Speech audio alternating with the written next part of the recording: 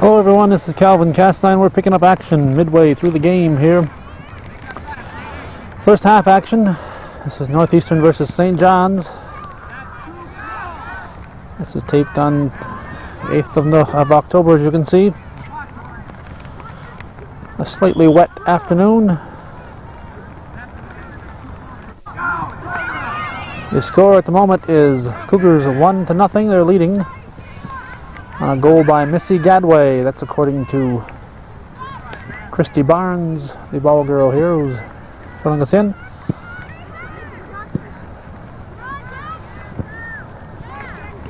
I would imagine we're in the waning minutes of the first half.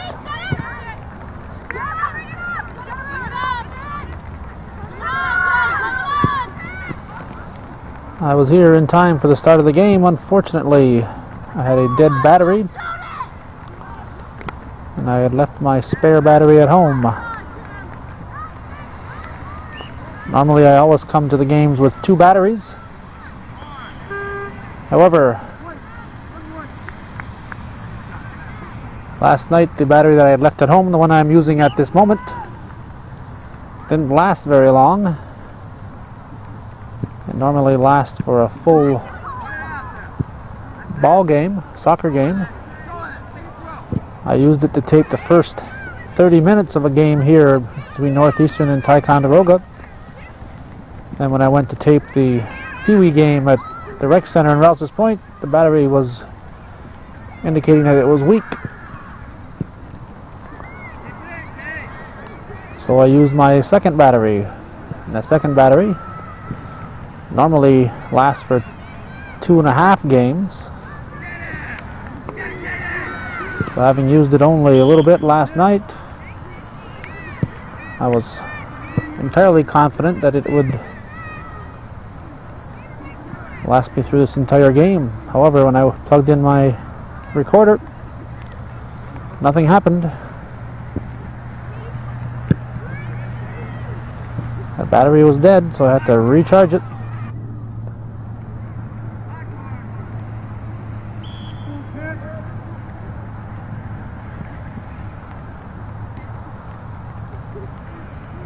Both teams come in here with records of 1 win, 8 losses, and 1 tie.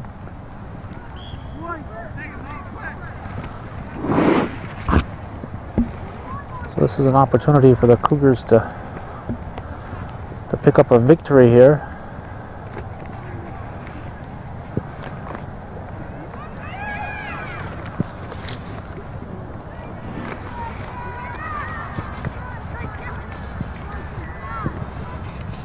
Scoring wise, prior to today's game, Northeastern had scored 10 goals and allowed 29. That's in 10 games, so they're scoring a goal a game but allowing almost 3. St. John's had scored only 3 goals and allowed 20. So they've been allowing only 2 goals per game.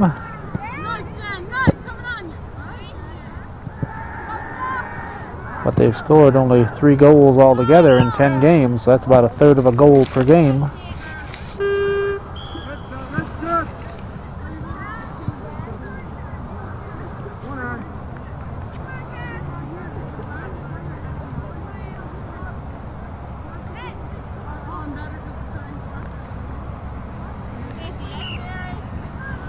In today's game, Northeastern had allowed the most goals of anyone in the league. Cougars are in the Division 1 category, and St. John's are competing in Division 2.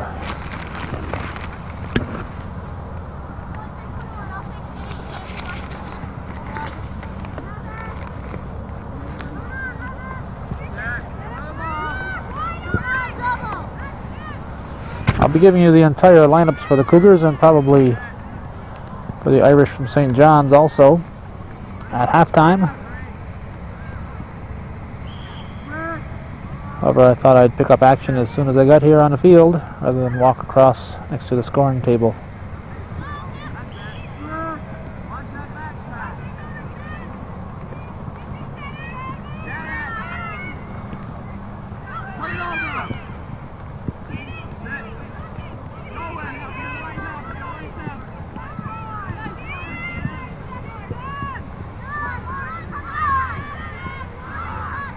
Down to the last few seconds of this first half.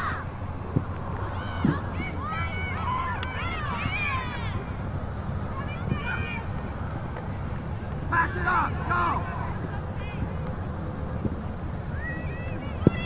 Good ball.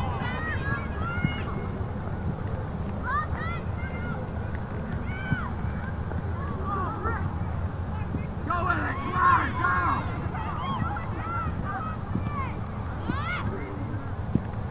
Pass it out. That's it, Katie.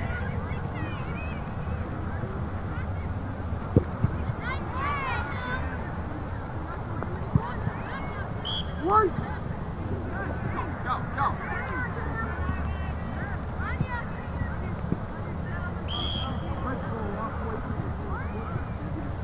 I apologize for saying we're down the last few seconds. I thought I'd heard him start to count down at the other end of the field, but apparently not.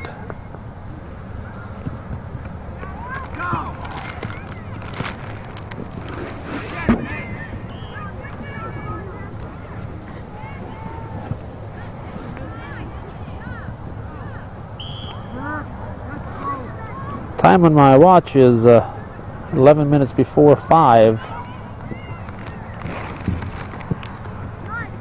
I'm not sure if they started this game early, but if they started on time at 4:15,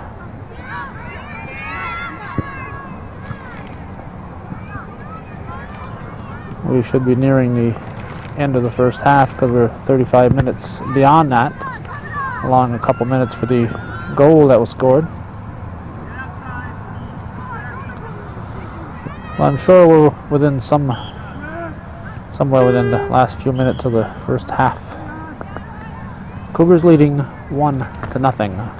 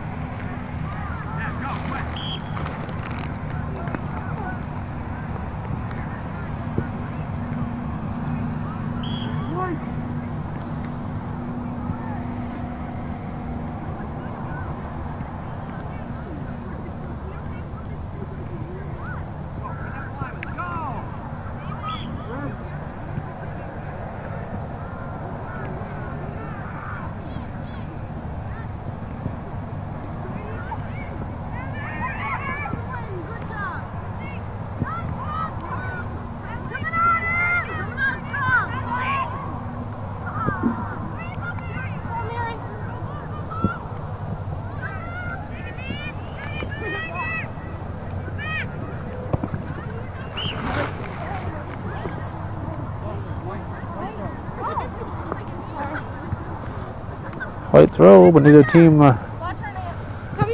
believes that.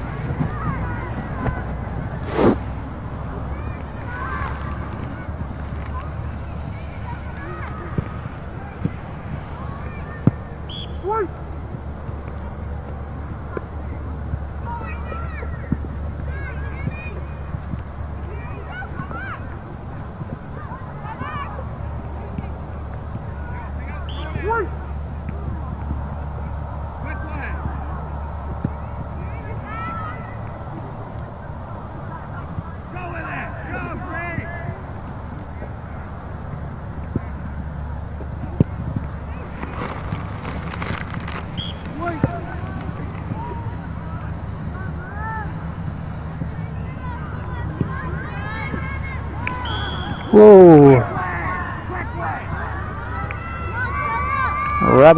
Rabbidoo got it out of there. Looks like it just barely won. Corner kick for St. John's. White handball. So Cougars will kick out.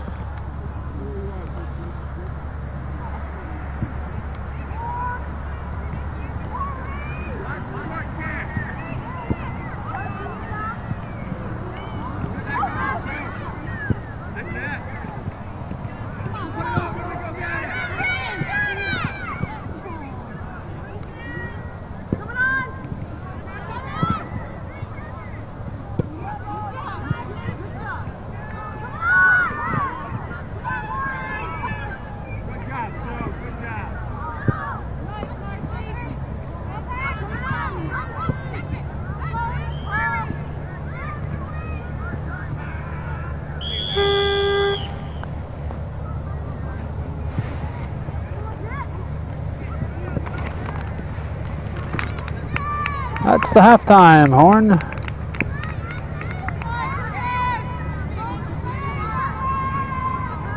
Well, our score at halftime, Northeastern 1, St. John's nothing.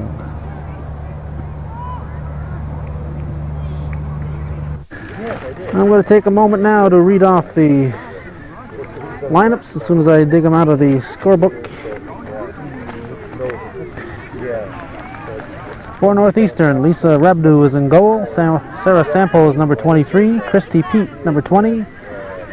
Nancy Southwick, number 11. Tammy Rabadu, number 13. Missy Gadway, number 14. Kim Barnes, number 15.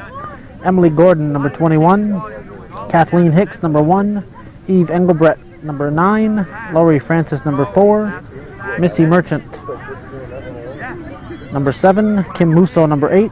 Marcy O'Neill, number 6. Jennifer Dubuque, number 1. Jennifer Dubuque, number 24. Nicole Filion, number 22. Heather Studwell, number 12. And Wendy Filion, number 10. No numbers listed here, but we'll give you the lineup for St. John's. The goalie is Shannon Andrews. They also have Diane Ludwig, Sarah Johnson, Shelley Furlong, Mary Beretsky, Heather Andrews, Mary Buttery, Maureen Nicknish, Katie Nicknish, Katie Strack, Amy Nicknish. They probably lead the league in Nicknishes, I'd imagine. Candace, looks like Cobe to me. It's kind of hard to read some of this writing. They write kind of like I do. Jennifer Lattenville,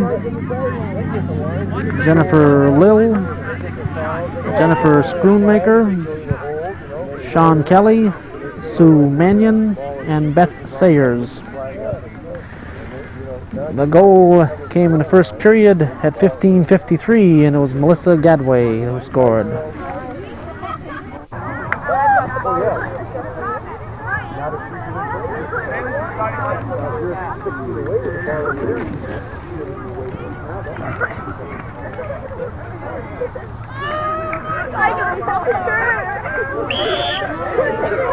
Like I said, I wasn't going to stand here now. The same guy gets the other time.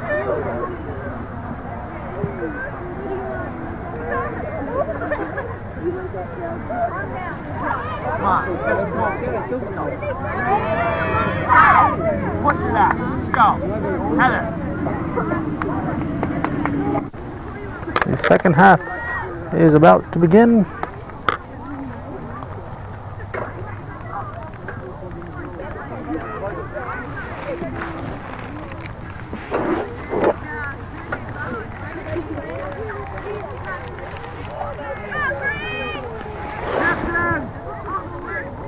Minute halves.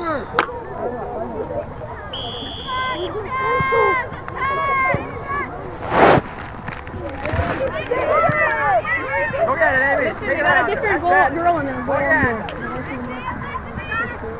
Challenge that ball. That's it. Go get it. She lost one.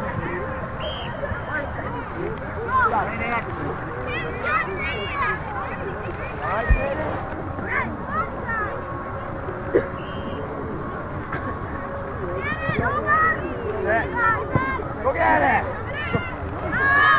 Yeah.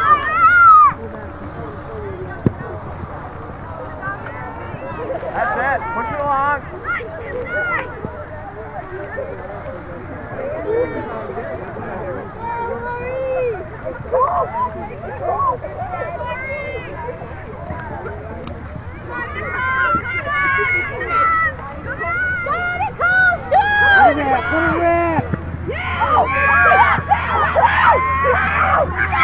Just wide.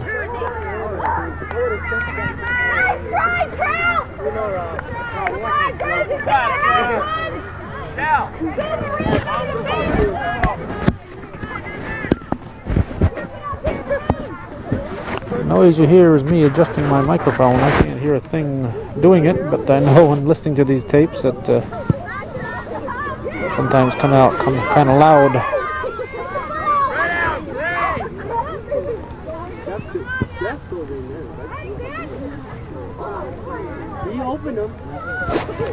Kind of a misty rain, no wind.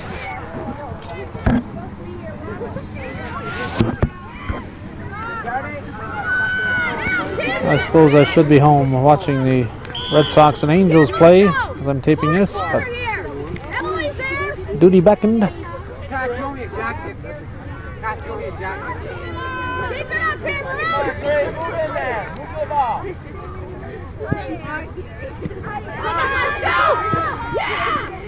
Just wide.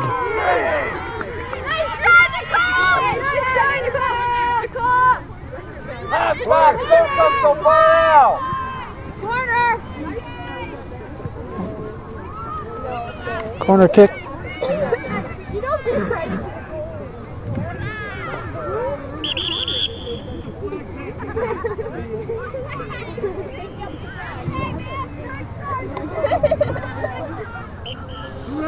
I see Merchant trying to move the flag out of there.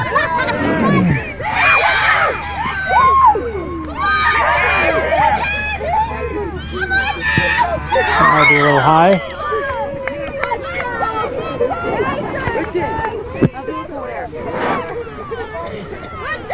Good shot, Nancy! Pass back, stay up there! Farther up, Mary!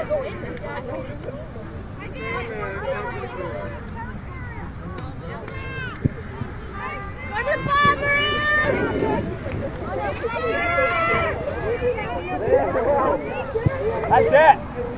Go to it! Fire! Go!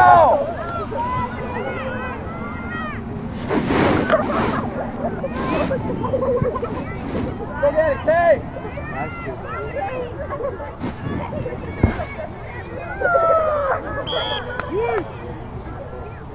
Turn ball!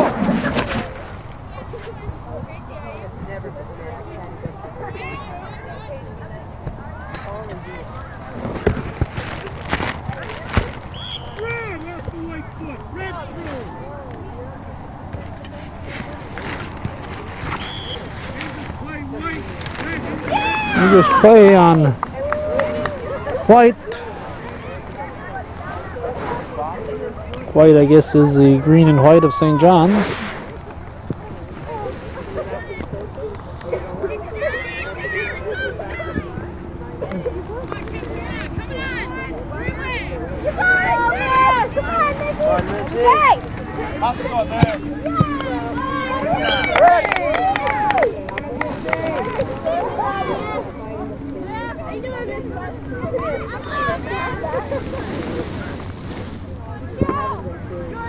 White!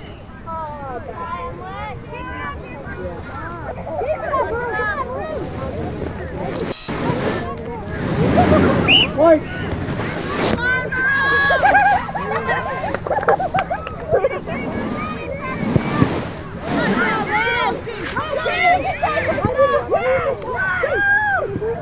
Good job, Sarah.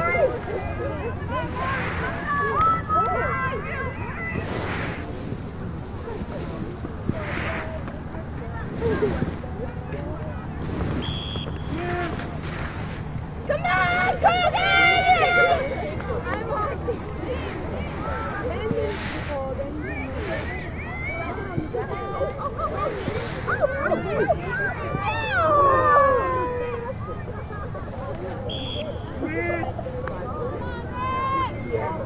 Okie dokie. How do we call their names? I've got Missy. So great!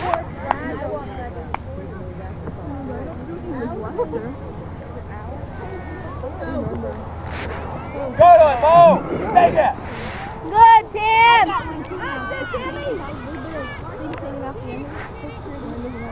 Yeah, he does. Rob thought my name was Matt. Mine's 66.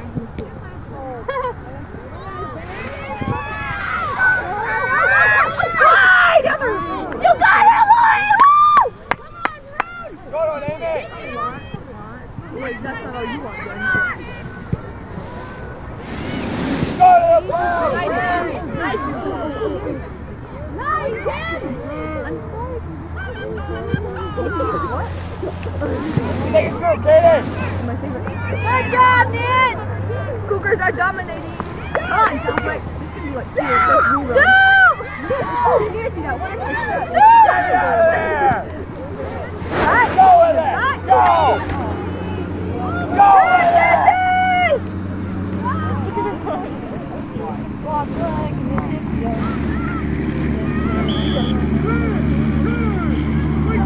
Come on, Bozo.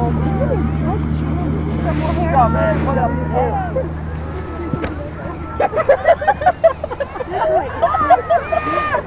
Good job, Dad! He could probably pluck it off his feet and get it up to when that guy said. We told Miss Lucy we were going to set it up again.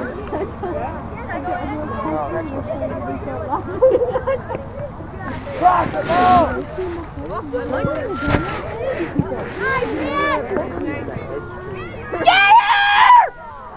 Get her! What you do about this cat going in? Yeah. Go to the ball!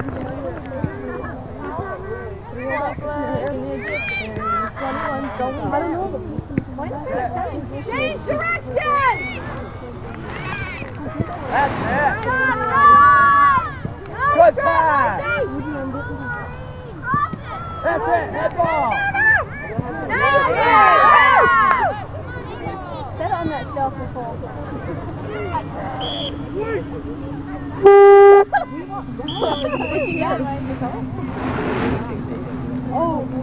Nice cross, Mo! I'll throw it in again. There was a substitute for St. John's.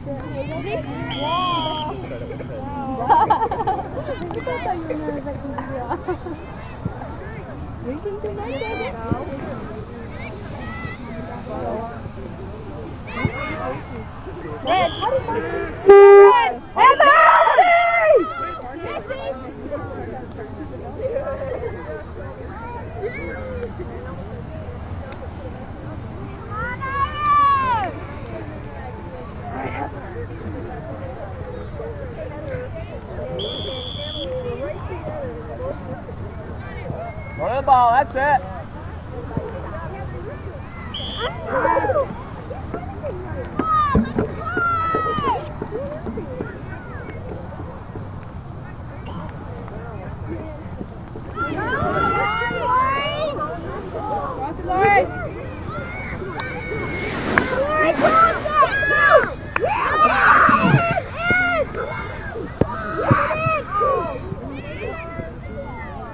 Go to the ball.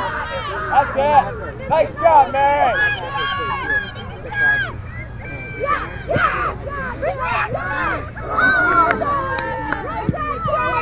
Go with it.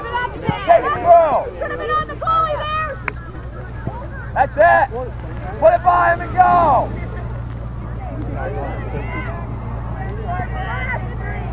Go, Green. Go.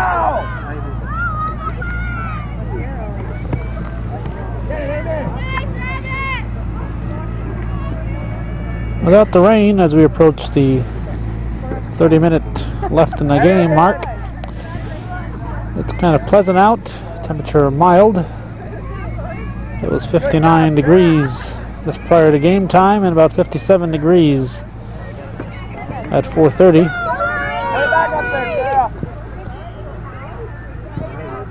So temperature right now somewhere in the mid-50s. Off the back. Back, Shannon. Goal feeling all kicked in the stomach.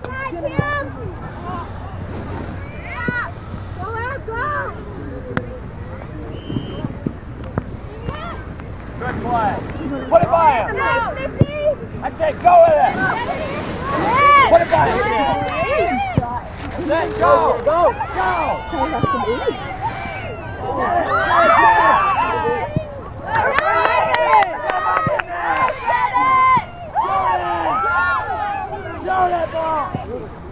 right, Tammy. Here we go, Nicole. Come on, Nicole. Coming on, Nicole. Off the back, Shannon. Come on, Nicole, take it.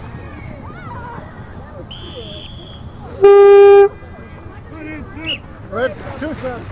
Nicole.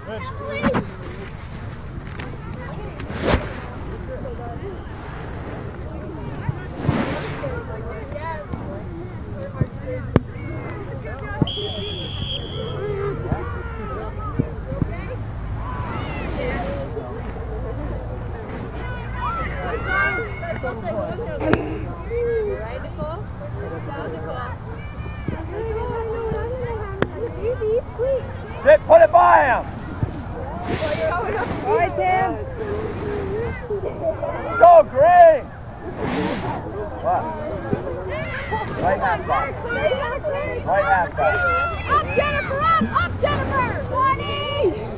Go, Eve. Be on side, Eve. Corner, Dave. Corner, Dave. Anthony, go, Amy. Nice pass. Go with that. Go. Go. Put it through there.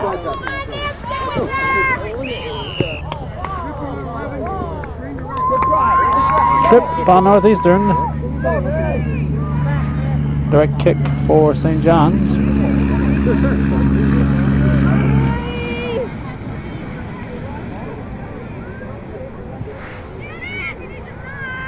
Nancy needs to stop.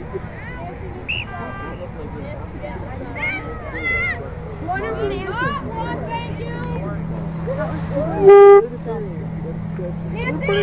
Turn around, watch the short kick. Move up. One of you, that's great. Hey, buddy. You're out, Mary. I'll take that as an insult. Mary! Out! St. John's got an extra player on the field.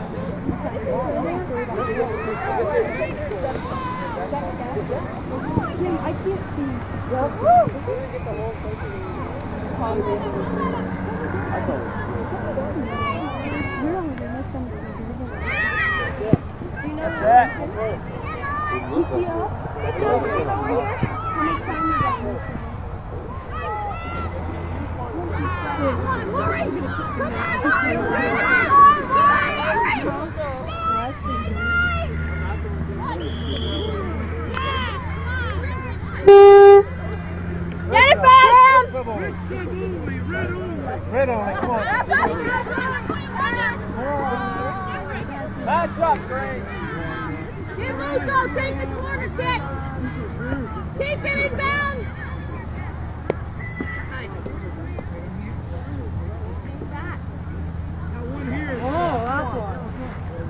Corner kick for the Cougars. Well, no, I was running really fast, like just trying to get Francesca, and she turned quick and I hit her in my arm. She grabs me, she like this and swung me. I just turned around and smiled for her. Quick leg. Hi, Tammy! Oh, shoot it, Tim!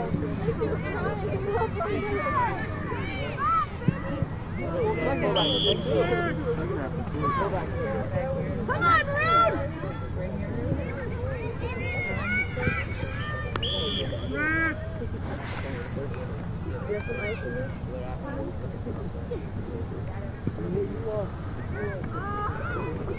Go get it. Go, 3-on-1.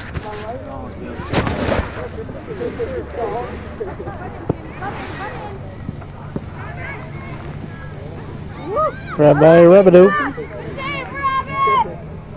Put it back. Nobody. Come on! That's it. Good job. Good hustle. Go! Now chip it! Be on side! Again! Go ahead.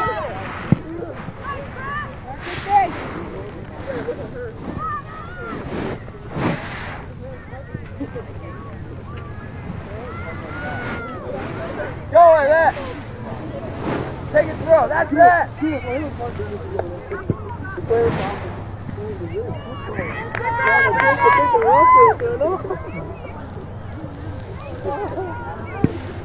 turn, Beth. Forget it. Take your brother. That's it. Good job! Come on, Ray!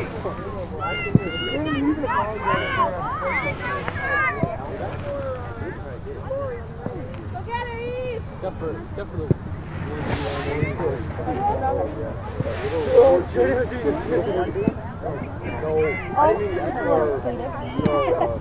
Right here.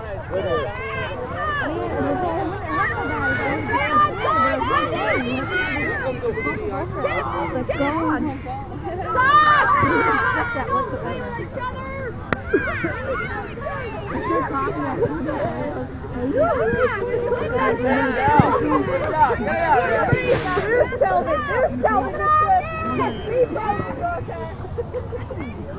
Help out, Beth. Get your back.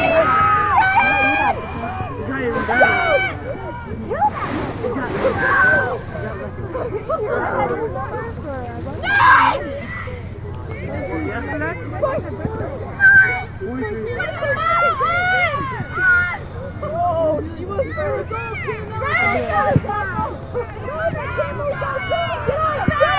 Go to it, Kaden. Go.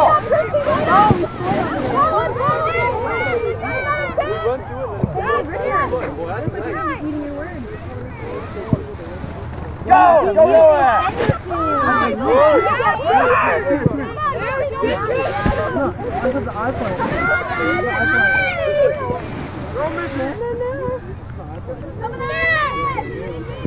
Oh yeah. This cat's going again. Corey! Heather! Leon.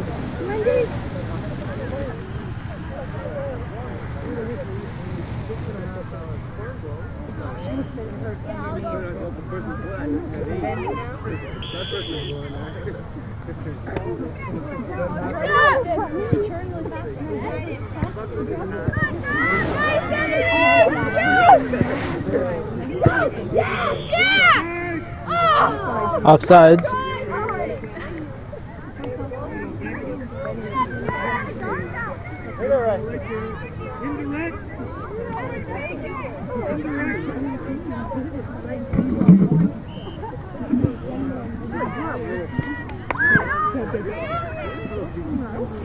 Go. Take it through. Go get it.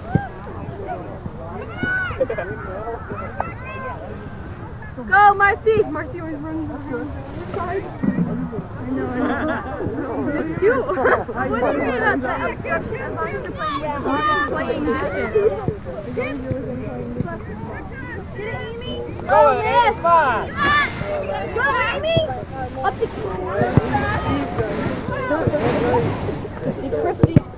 yeah!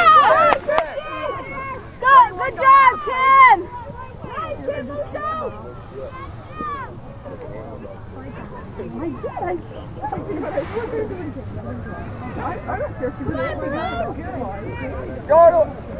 Go to it, Jenny!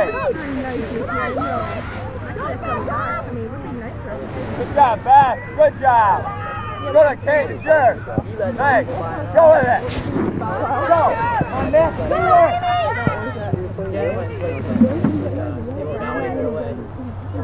12, Christy! You got 12!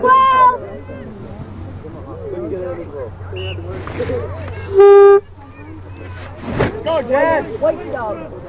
I don't like her eyes. Jennifer! I don't. I'm sorry. Why? Is my running away with it also there? No. Yes. Let's order this baby nice doesn't pay off.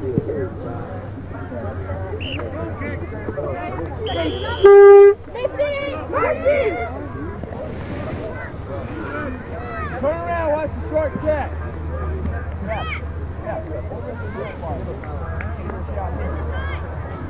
Come on. Yeah. Talk to each other!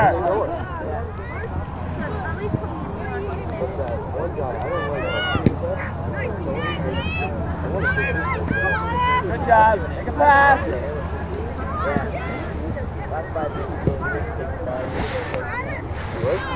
Come on, John.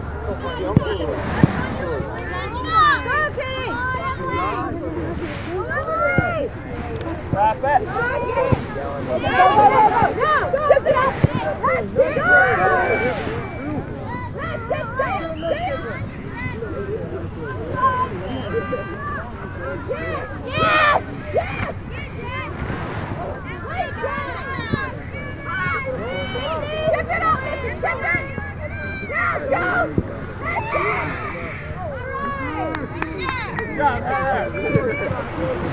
That's it.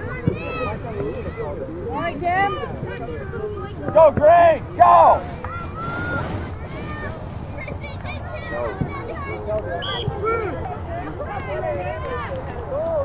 Michelle, Go the ball. That's it. Put it back over.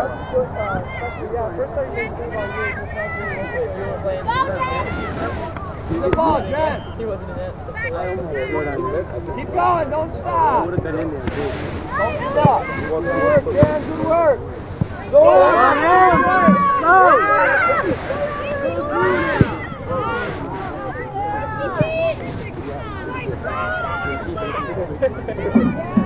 Back, Christy. Go, Green. Into the middle. That's it. Go.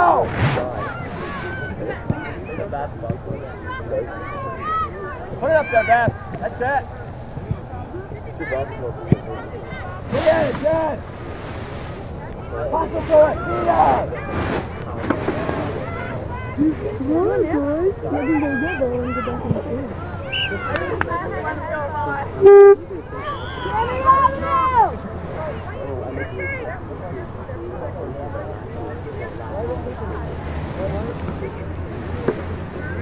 Back up.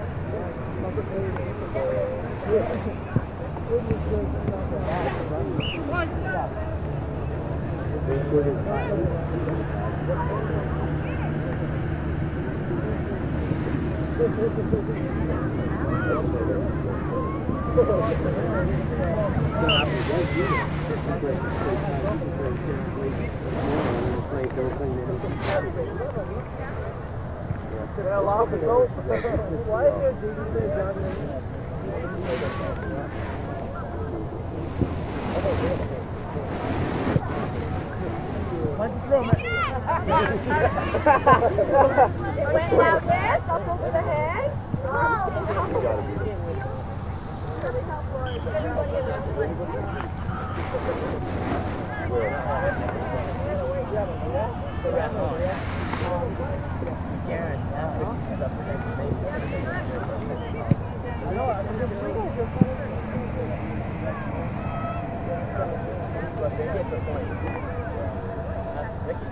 That's in your face number. That's not my case.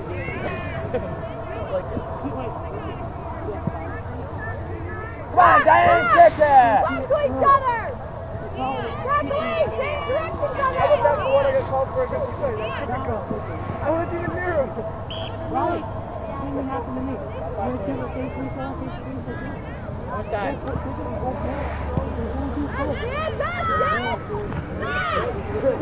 We're down to just about 15 minutes remaining in this game. Cougars are leading 1-0.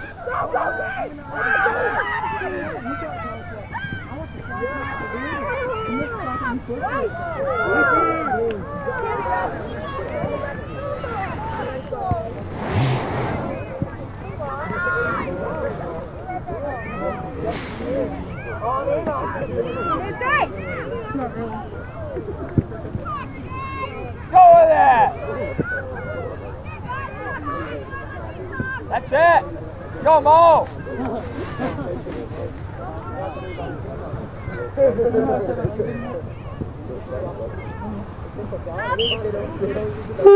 Nancy! Go in.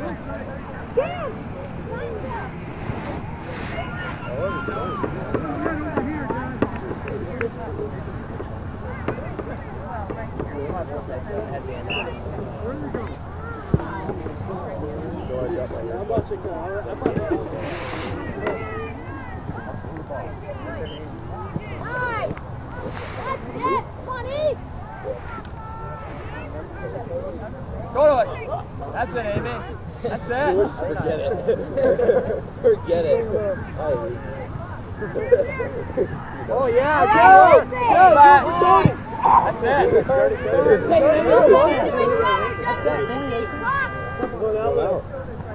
Go ahead. Going to shoot on that net down there. Mrs. scored down here. They both shot at the same time. Chip it up. Yes.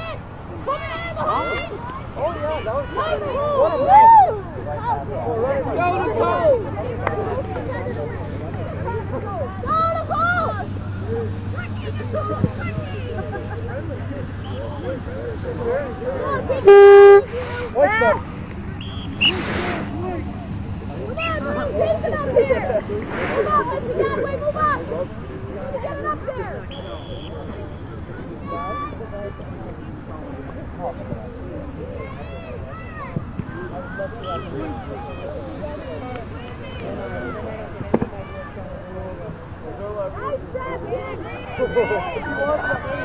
Way back.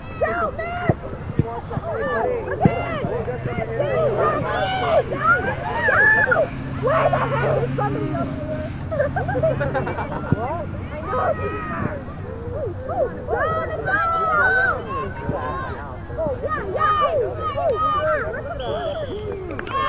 Corner kick.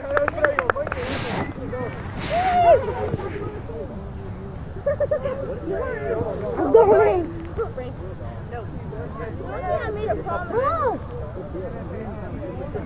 29 cents.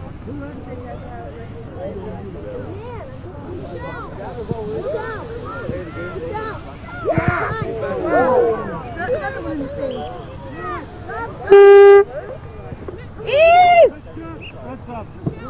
12. All right, Missy.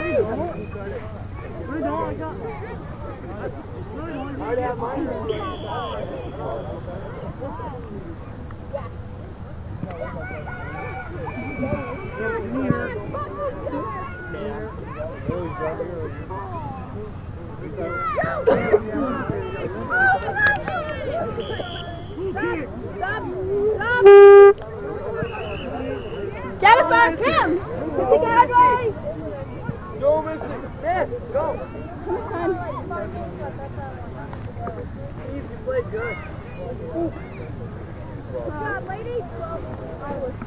Did you guys hear me say I was open? I thought you left. We need a goal, girl! That's it. Like that. Let the girl mistake the ball. That's it. Go with it, Shannon. Go. You win or not? You win? All right, Timmy! Put it through, Sean.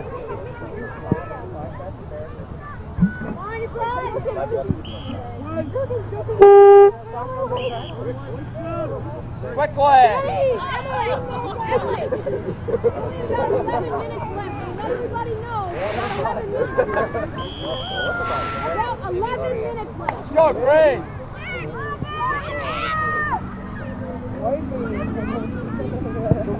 Let's send it, Paul Chargers.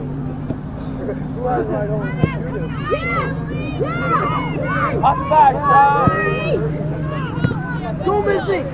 Good kick. Good hustle. Good hustle. Good hustle. Good hustle, Missy.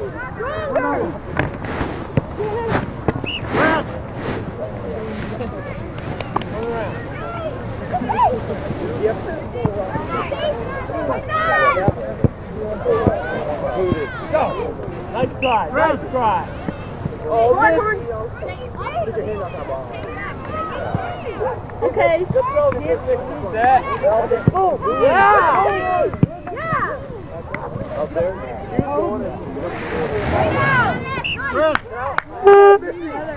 One rib. Go ahead there.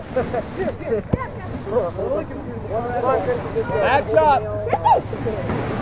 Back. Go in. Go. Put it through. Go get it. Go get it.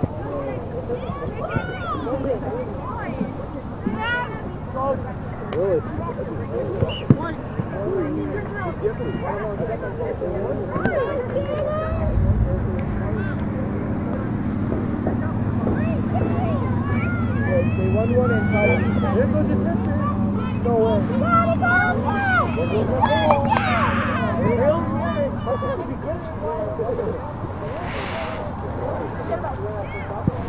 have less than 9 minutes remaining in the game. Cougars are leading the Irish 1-0.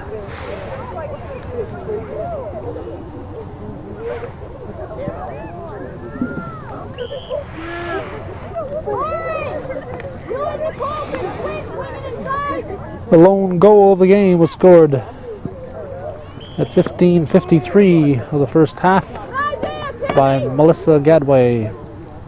I'll tell you when. Hold on.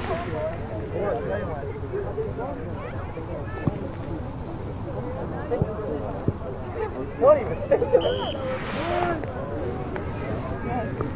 Go, White. Let's get a goal. Tell me we don't have any more left. You don't have any left. Get in there on it. Gotta get in there. Rabidou finally grabs it, much to the relief of Sarah Sample.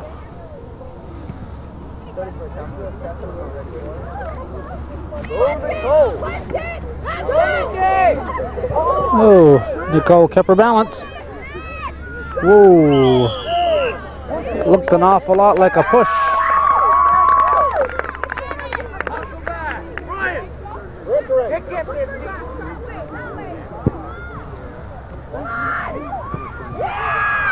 Wide, just wide.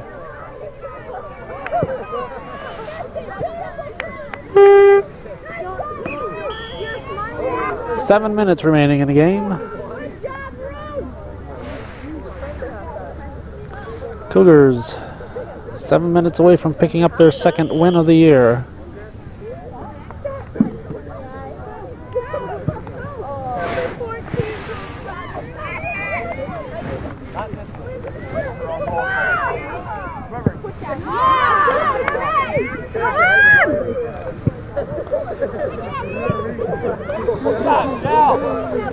Go with it! That's it, go! Let's throw!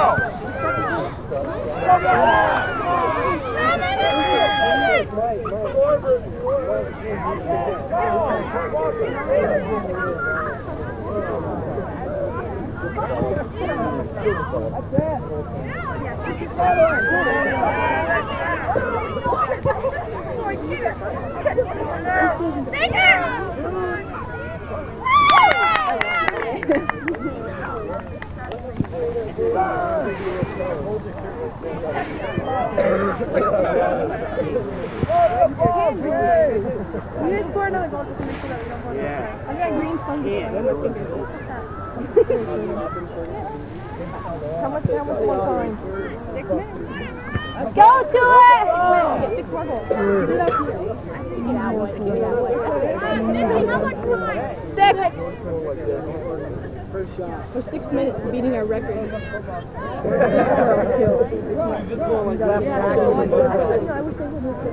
No. Oh my God, more impressive. I thought you couldn't do the goal.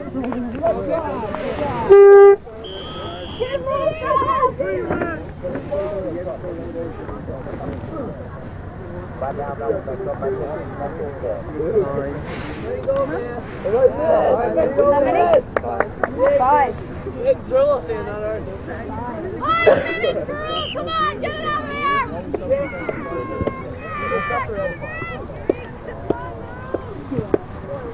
Lars, way to go. Go to goal! Pass to Diane!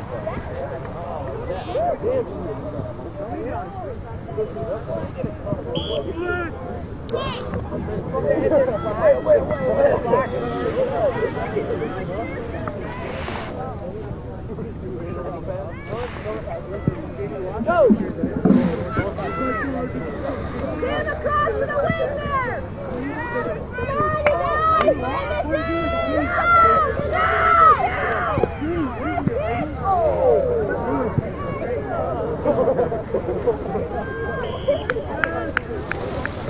Down to 4 minutes remaining.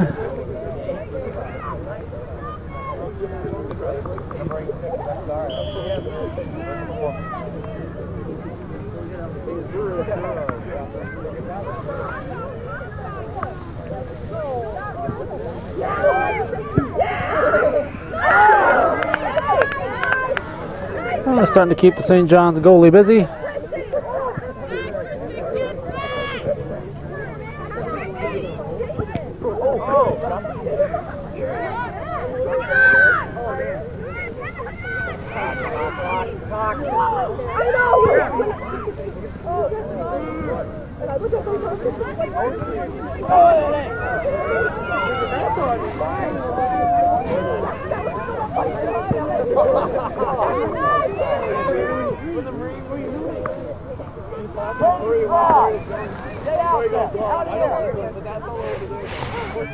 Down to 3 minutes remaining.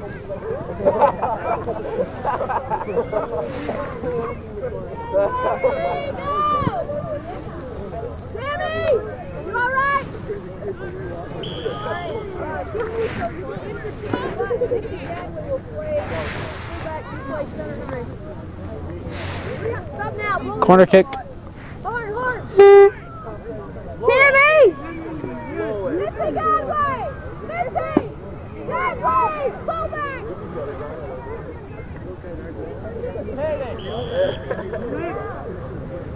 There you go.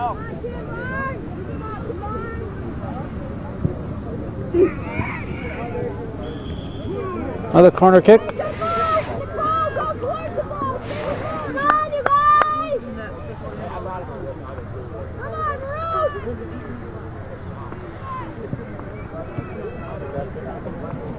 Two minutes remaining in the game. Wide.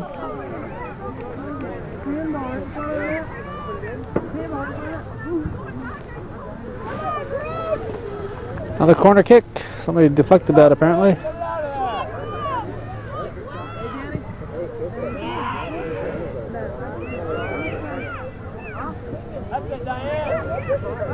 Minute and a half.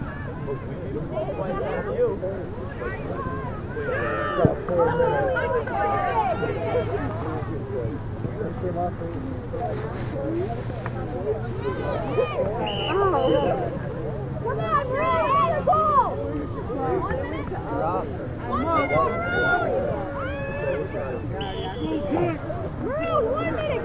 And with a minute to go, Cougars are leading 1-0.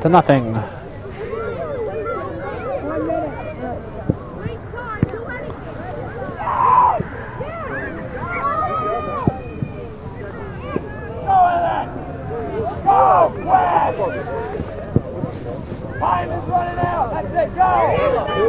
Put it up there. Go. Come on.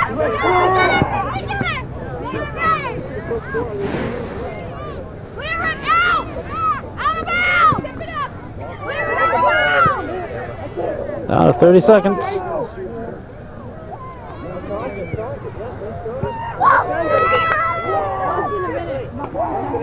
it out of bounds. Corner kick. Pulling his goalie up, everybody up. Down to 10 seconds. She's gonna have to hurry, there's a shot. That'll do it. That'll do it. There's the horn, there's the game.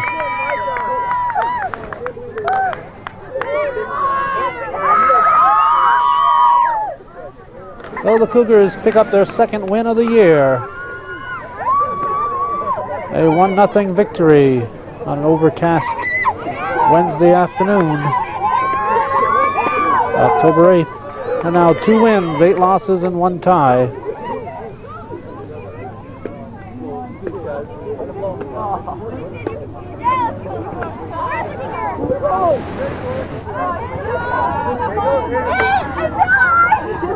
Ricky, what'd you say?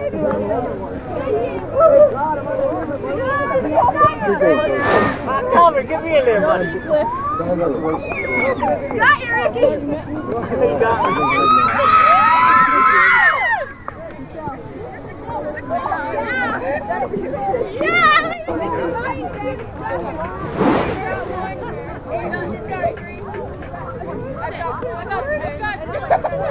I got a table.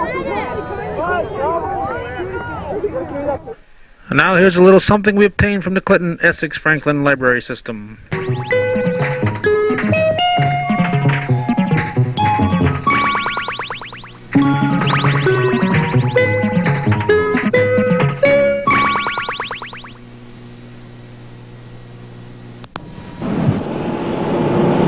Hello, I'm Marvin Rapp, and believe it or not, I'm standing right in the middle of the Erie Canal.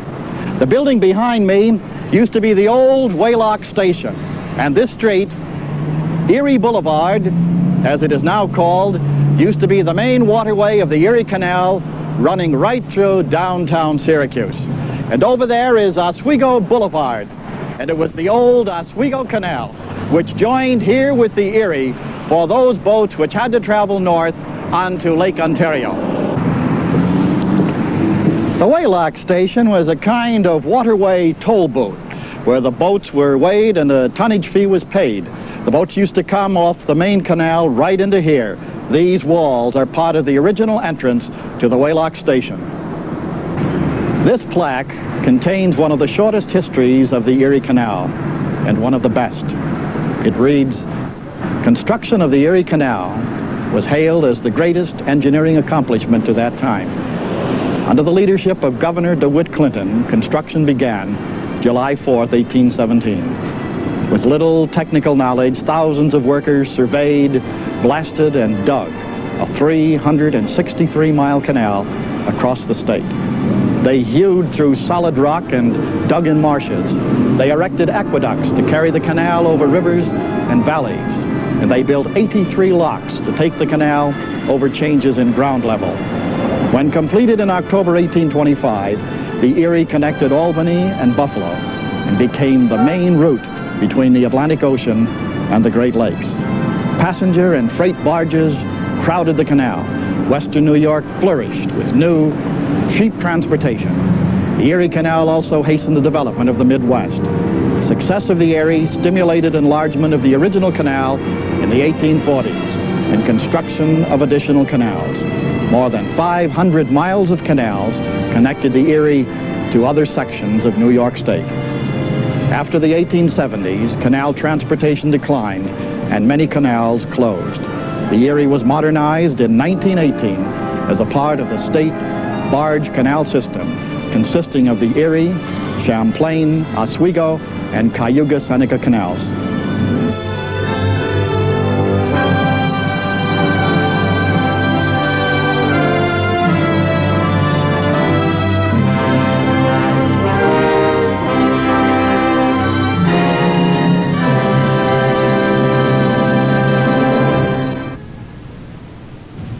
This is New York State. It was blessed with good land and good water. Since geography in great part determines the movement and settlement of people, it greatly influences history. And so it has been for New York State. From Labrador to the end of the endless mountains in Georgia, the Appalachians, there are only two commercially exploitable water level routes between the east and the west. Both of these are part of New York State. The St. Lawrence Great Lakes Waterway and the Hudson Mohawk water level route through the mountains to the west. The flow of people and products, therefore, in the past and present, have followed these routes. The principal Indian trails, the natural waterways, the turnpikes, the canals, the railroads, the highways, and the thruways have followed this route. 90% of the population of New York State lives along the Hudson, Mohawk, Tonawanda River Valley across the state to the west. In the age of the glaciers, 3 plugs were pushed out of the mountainous region, one at West Point, one at the noses near Fonda, and the other at Little Falls, making it possible for the water to flow from west to east. And with the help of man, there became a usable water route to the west. This, then, is the story of the ditch that helped build America. You're looking at a model of the Waylock building in Syracuse.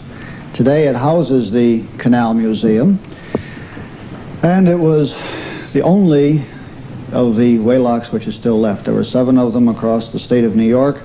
This one was built of a slightly different design than all the others, and for this reason it is particularly a good example of neoclassic architecture as it related to the canal. and as a canal administrative building. This model shows the operation of the waylock. We've sort of taken off all of the sides of the building so that you can see the mechanism which leads down to the pan of the balance. It's not unlike weighing a pound of meat. The boat comes into the lock. The lock gates are closed. A valve is open and the water drains out. And as the boat descends, it will work on these rods.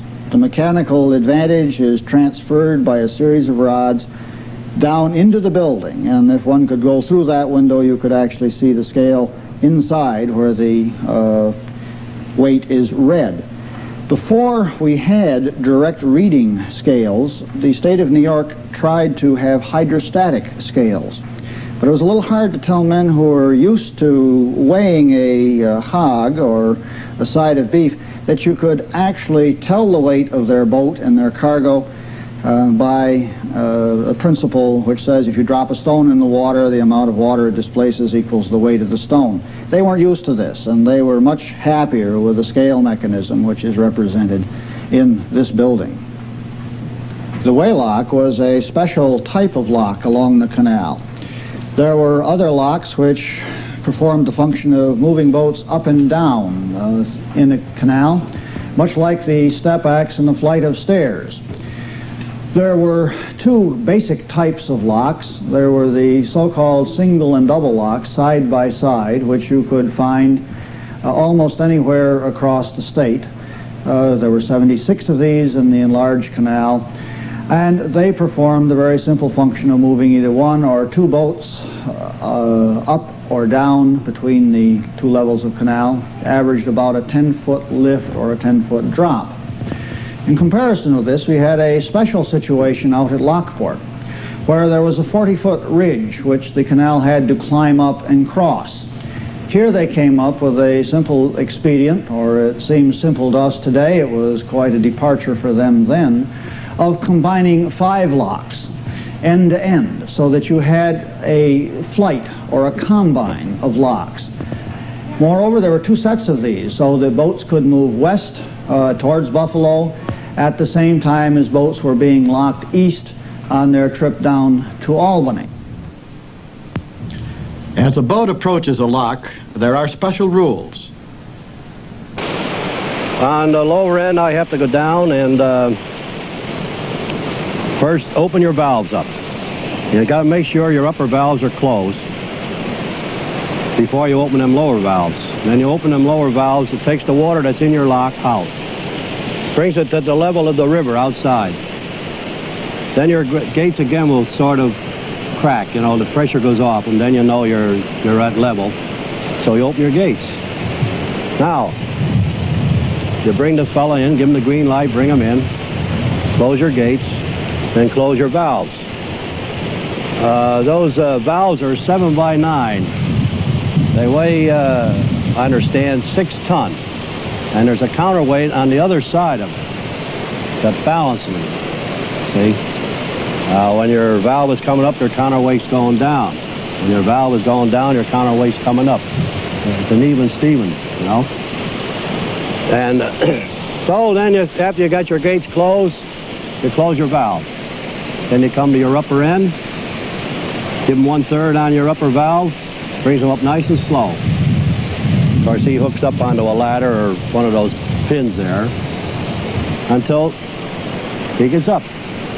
When he gets up, these upper gates will crack the same way, and the level hits one another, and let them out. Call the next lock. So it's really like a water elevator.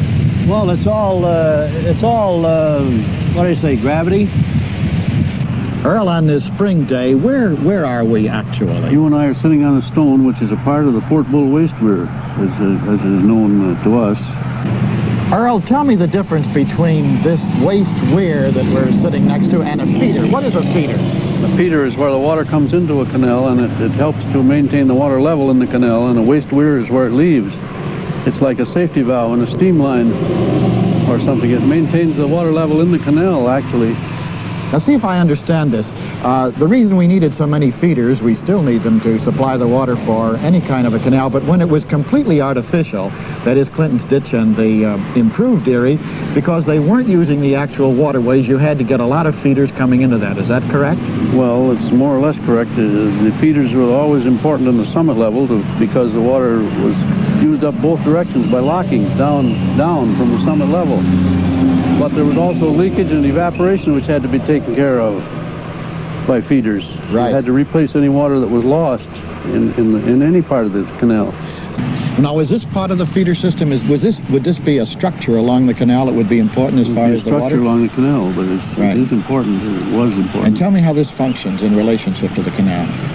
Well, if you look at the waste weir, you'll see a horizontal stone masonry wall, and that represents the level of the water in the canal, and the excess water spilled over that and run into the trough, which is just north of it, adjacent to us, and thence into Wood Creek.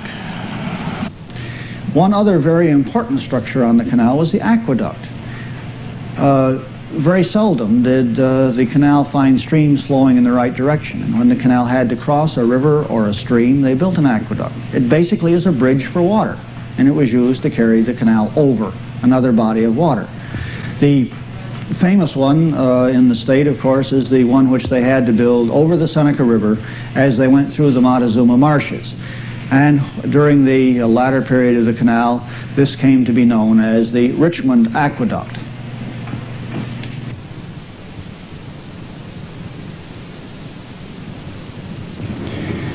Part of the story is the story of the boats which used the canals and the waterway of the state. The earliest boats, those which used the Mohawk River, were like this model. It's a Durham boat. It had a mast for a sail in case there should be a wind behind the boat. If there was no wind or if it was going the wrong way, the men walked along the side with poles pushing the boat or poling the boat up the river. When they got to a wet spot, they simply put up a rapid spot. They put up sideboards, and these kept the splash from coming into the boat. But they were too small, and the boats didn't carry enough to make them economic. So by the time we built the Erie Canal and the first boat on it, the chief engineer of Rome, we had a boat which was still long and narrow, like the Durham boat. But now it had cabins at either end. It had a center hold for the cargo. The chief engineer of Rome was patterned very much after the English boats, which the Americans used for their design. But the Americans, who always wanted to have speed and capacity, eventually came up with a style for their packet boats more like this model. They were longer, they were wider, they would carry more people, and as a result they proved to be much more economical in operation. But the railroads eventually won out in competition with the canals. They could carry more passengers, and as a result the packet boats disappeared from the scene. This picture you see here is a picture of the mud lock. It locks you from the Erie Canal up into the Seneca Canal. The Seneca Canal goes through Waterloo, Seneca Falls, and Geneva. Did two boats have trouble passing each other with only one towpath?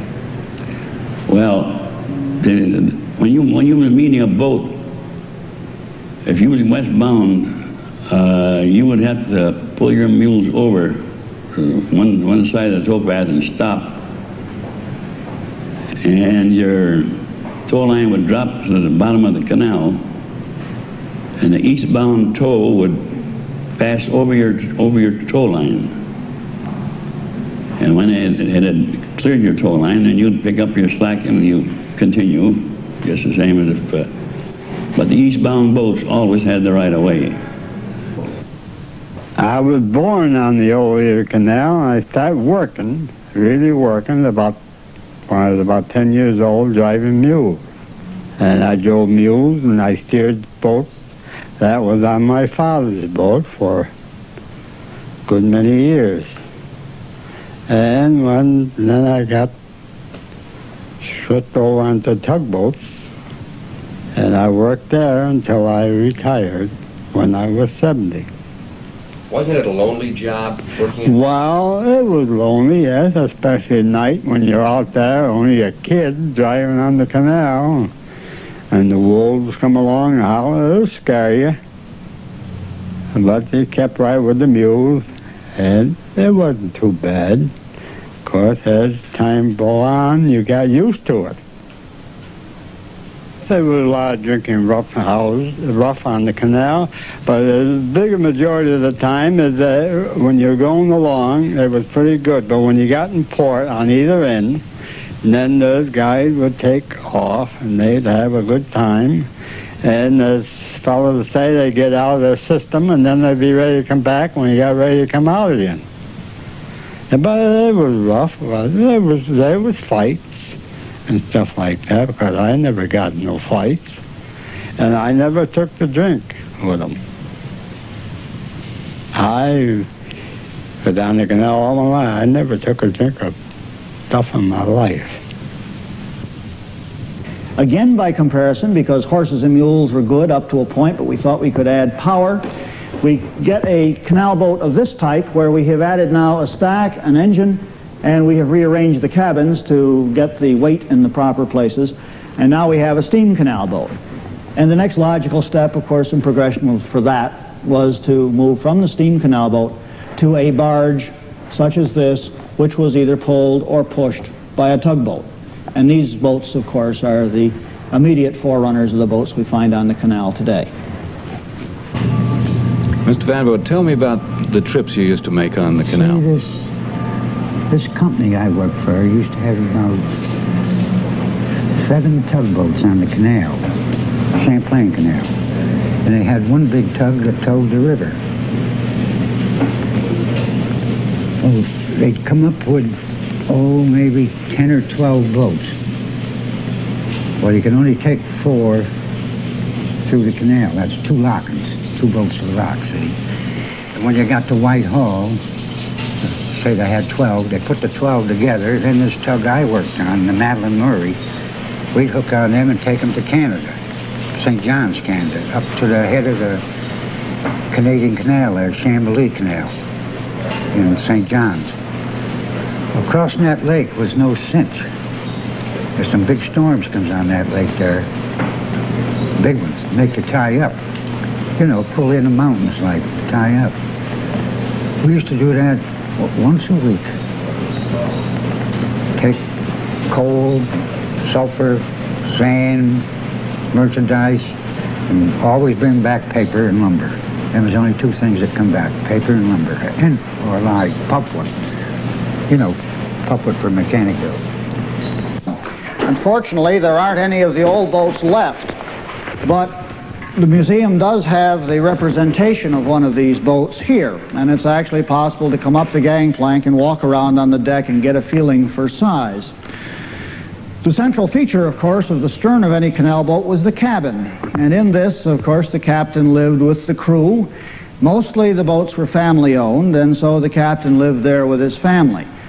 You can get a little feeling for size, for example, if you think that it's 12 by 14 or perhaps 14 by 18, and then consider what you would have to do if you had to put your entire family in a room that size, along with the tables and the chairs, the beds, the stove, anything and everything, but particularly the children. The decks on either side of the boat were relatively narrow. Of course, the center of the boat, as we said, was filled with the cargo hatches, and the kids didn't have much of any place to play. So if they were young and they ran up and down along beside the boat, they had a tendency to fall overboard, and that posed some problems unless you tied a rope around them and then just could pull them in sort of hand over hand.